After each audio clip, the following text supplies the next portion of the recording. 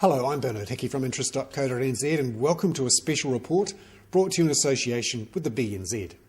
This is a bit of a combo, an investing report, a housing report and an economic weather report all in one. I want to stand back a bit and look at the big picture for not just the New Zealand economy, but the global economy, the debt situation, what's happening with economic growth, with interest rates, and where we might head over the next decade or so. This really is a story all about deleveraging and what it's going to do to not just the global economy, particularly in developed countries, but also the New Zealand economy and what it might mean for savers and for borrowers. I'm going to use 10 charts to show you what I think might happen and talk about what's gone on in the last decade and particularly the last couple of years since the onset of the global financial crisis. What I want to say is that this recovery is going to be different. It already feels different. Where previously we would have bounced back and we'd be back spending again, house prices would be rising, things would be feeling pretty good, it doesn't feel all that good. We're over a year into economic growth in New Zealand and all around the world, and it feels tough. It feels like we're not making any progress. We're sort of walking through quicksand. And when you walk down the streets, you see that every second shop seems to have 50% off sale. And all the signs outside the banks are asking you to put your money into the bank rather than the other way around of lending you their money. So what's going on? What's different this time? Well, what's different is deleveraging in the developed economies. In the last decade, we took on an awful lot of debt. So much debt, so much more than we have in the past. And we have to get rid of that debt in some way to make it sustainable. Let's have a look at these charts. I'm going to look at 10 charts. Bear with me, and you can also see them below this video as well if you want to have a closer look. Firstly, this chart, which shows total US debt to GDP going back to 1920. I love a long-term chart. This shows debt in the 1920s rising to over 300% of GDP. Now, we know what happened after that. There was the 1929 crash and then a depression that lasted 10 years. In fact, you could argue it lasted for 20 or 30 years once you take into account the Second World War. And US debt dropped over that period as people spent less, saved more, dropped from 300% back to something sustainable, about 150% of GDP. Fast forward another 50 years or so to 1980, 1990, and the debt started to rise again, as you can see here. In fact, during the 2000s, when interest rates were low, the housing market was booming, everything seemed fine, that debt to GDP ratio got up to 400%, much higher than it was just before the Great Depression. Now, obviously, we've had the global financial crisis.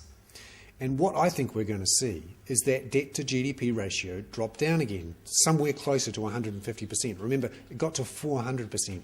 An enormous amount of debt has to be taken out of the US economy. Remember, it's the largest economy in the world. This chart here shows you the diminishing marginal returns in terms of increasing GDP that comes from each extra dollar of debt. And it goes back about 70 years. And you can see that over time, as more debt has been pumped into the US economy, the marginal returns have fallen until we got to the last couple of years, when essentially we reached a saturation point with debt in the United States. But it's not just the United States. Let's have a look at New Zealand, what's happened to our debt, particularly household debt, and what it's done to overseas debt. Remember, our story is a household debt story. And you can see here that through the 1990s and into 2000s or so, we were reasonably careful, and debt got up to about 90, 100%. It's quite high, but it's okay, it's sustainable. Then we had the property price boom, all that foreign borrowing by our banks, who they lent it on to us in the form of mortgages, and we increased our overseas debt to about 135, 40% of GDP. That doesn't sound outrageous compared to what you see in the United States. Remember, that's total debt. But let's have a look at how we compare with some of the other big economies. And you can see here that the likes of Greece, Belgium, France, Portugal, Ireland, and Spain also have foreign debts up around that 130%, 140% mark. And people are saying they're the ones in real debt situations, real debt problems. Well, don't tell anyone, but we actually have the same sort of problems. We're lucky in a way that we're right next to Australia, and that our banking system is guaranteed by the Australian taxpayers and the Australian pension system.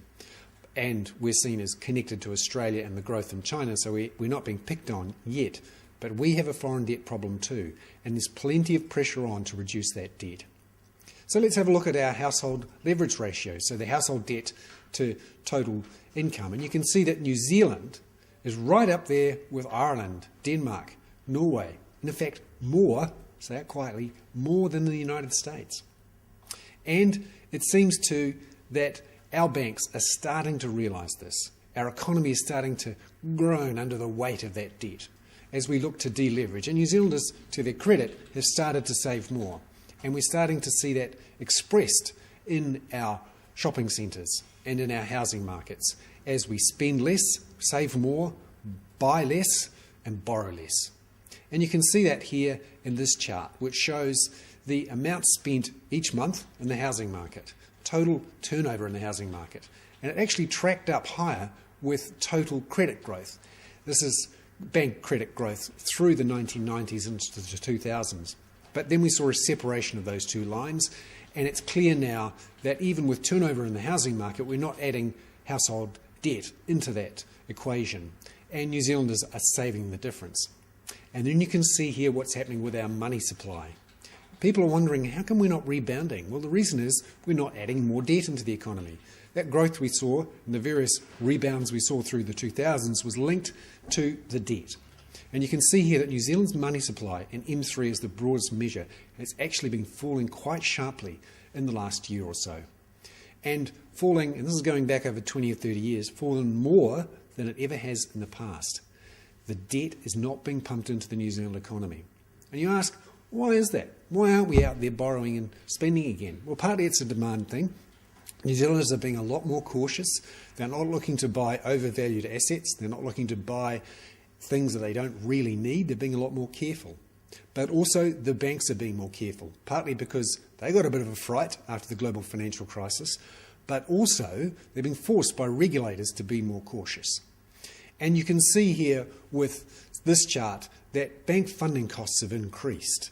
And that means that it's more difficult for them to get easy, cheap money, and they're passing that cost on to us. So the cost of credit is relatively high, and the banks are being a lot more cautious about how they lend to people. And you can see here with this chart, mortgage approvals. Mortgage approvals have been dropping quite sharply for the last 3 to 4 years, and they're well below par in the last 2 years in particular. Banks are simply not lending. They're not fueling that growth. So what does this mean? Well, it means that our nominal level of debt may stay around about where it is, but we're going to let growth continue to grind higher and reduce our debt to GDP, our debt to disposable income ratios lower. New Zealand's lucky in a way. We're not too loaded down with too much debt that it's going to kill us immediately, and we're very lucky we're right next to Australia. The rest of the world isn't watching us right now. But one day they might. And that's why there are some natural forces driving us to reduce our leverage. And it's not just here, it's happening overseas. So what does this mean? Over the next 10 to 20 years, I think, we're in for a period of relative restraint, of constraint, of lending and of borrowing and of spending. We're in for a long period of grinding deleveraging, not just in our economy, but globally. If we're lucky, we'll get out of it without the sort of catastrophe we saw at 1929. But we could easily be in for a decade or two of grinding deleveraging, just as Japan saw. I'm Bernard Hickey. That was a special report brought to you in association with the BNZ. Again, all my personal views. Cheers.